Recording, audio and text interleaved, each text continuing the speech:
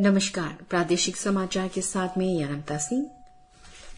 विदेश मंत्री डॉ सुब्रमण्यम जयशंकर ने चीन से जारी तथाकथित 2023 के मानचित्र को खारिज कर दिया है। इस नक्शे में चीन ने भारत के भूभाग पर दावा किया है। विदेश मंत्री ने कहा कि अनर्गल दावों से अन्य देशों की धरती चीन की नहीं हो जाएगी। कल एक निजी चैनल से बातचीत में डॉ जयशंकर ने कहा कि चीन को ऐसे नक्शे जारी करने की आदत है। उन्होंने चीन से कहा कि अन्य देशों के भूभाग को नक्शे में शामिल करने का कोई मतलब नहीं है, क्योंकि यह भूमि भारत का हिस्सा है। विदेश मंत्री ने कहा कि भारत सरकार को अच्छी तरह पता है कि अपने भूभाग की रक्षा के लिए उसे क्या करना है।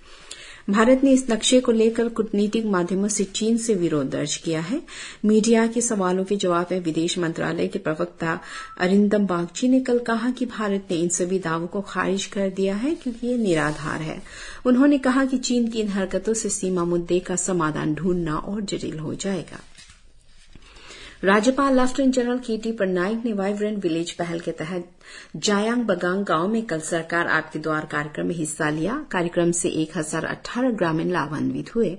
इस अवसर पर राज्यपाल ने प्रधानमंत्री नरेंद्र मोदी का दूरदराज के क्षेत्रों को वाइब्रेंट विलेज कार्यक्रम के जरिए विकास कराने की प्रतिबद्धता को बताया। उन्होंने इस मिशन में समुदायों को सक्रिय रूप से भाग लेने को कहा। राज्यपाल ने अधिकारियों से राज्य और केंद्र सरकार की योजनाओं तक पहुंच सुनिश्चित करने और लोगों को खेती उपकरण प्रदान करने का निर्देश दिया। उन्होंने इन गांवों को मॉडल विलेज में विकसित करने के लिए सड़क और बैंकिंग सुविधाओं को बेहतर करने की जरूरत पर भी बल दिया।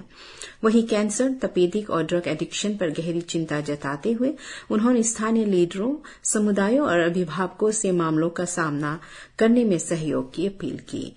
राज्यपाल ने युवाओं के खेल में संभावना को ध्यान में रखते हुए प्रशिक्षण केंद्र और खेल सुविधाओं का प्रावधान देने पर बल दिया।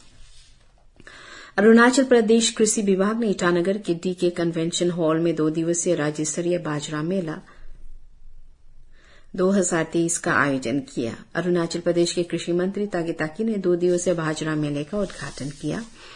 एडीएस नोडल अधिकारी रियागी दुशोक ने कहा कि चूंकि संयुक्त राष्ट्र द्वारा 2023 को बाजरा के लिए अंतर्राष्ट्रीय वर्ष घोषित किया गया है, इसलिए राज्य सरकार ने राज्य में बाजरा को बढ़ावा देने के लिए पूरे वर्ष के लिए एक कार्य योजना बनाई है। उन्होंने कहा कि यह राज्य स्तरीय बाजरा मेला भी इसी कार्य योजना का हिस्सा है। 2 दिवसीय कार्यक्रम में राज्य भर से 500 से अधिक किसानों ने भाग लिया। कार्यक्रम के मुख्य आकर्षण बाजरा रेसिपी शो, खाद्य स्टॉल, प्रदर्शनी सह बिक्री, अंतर जिला किसानों की बैठक, उत्पादकों, व्यापारियों का इंटरफेस, किसान वैज्ञानिक बातचीत, बाजरा प्रौद्योगिकी पर तकनीकी सत्र रहा। प्रदेश खेल निदेशालय ने कल राजधानी ईटानगर में हॉकी के दिग्गज मेजर ध्यानचंद की जयंती को राष्ट्रीय खेल दिवस के रूप में मनाया। इस अवसर पर खेल एवं युवा मामले के मंत्री मामा नातुंग ने चीन के हांगझोउ में आयोजित होने वाले 19वीं एशियन गेम्स में भारत को प्रदेश के 3 वुशु खिलाड़ियों द्वारा प्रतिनिधित्व किए जाने की बात को साझा किया। उन्होंने खिलाड़ियों को बधाई देते हुए सरकार की ओर से प्रदेश में खेल उत्कृष्टता को बढ़ावा देने के लिए हर संभव सहायता मुहैया कराने को सुनिश्चित किया। कार्यक्रम में 53 मेधावी एथलीटों और कोचों को राज्य एवं देश को विभिन्न खेलों के जरिए पहचान दिलाने पर नकद प्रोत्साहन दिया गया। इस स्पोर्ट्स एरेना में भारत के कौशल को राष्ट्रीय और अंतर्राष्ट्रीय स्तर पर पहचान दिलाने वाले 41 छात्रों को फुटबॉल, कराटे, ताइक्वांडो, वेटलिफ्टिंग और वुशु खेलों में उत्कृष्टता प्रदर्शन के लिए सम्मानित किया गया। ईस्ट सियांग जिले के सिगार मिलिट्री स्टेशन पर तैनात भारतीय सेना के जवानों ने बुधवार को सशस्त्र बलों और समुदाय के बीच संबंधों को मजबूत करते हुए स्थानीय महिलाओं के साथ रक्षाबंधन मनाया। इस कार्यक्रम में सैनिकों को कॉलेज के छात्रों से राखी, मिठाइयां और शुभकामनाएं प्राप्त हुई। इस हार्दिक आदान प्रदान ने एक विस्तारित परिवार के रूप में स्थानीय लोगों के प्रति एकता और विश्वास को बढ़ावा देने वाले सैनिकों के सम्मान को प्रदर्शित किया।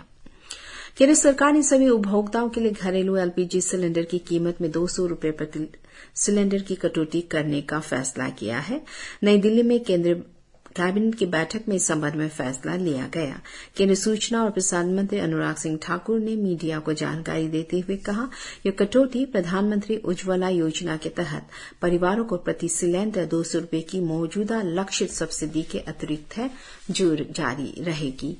इसी के साथ ये समाचार बुलेटिन समाप्त हुआ। नमस्कार।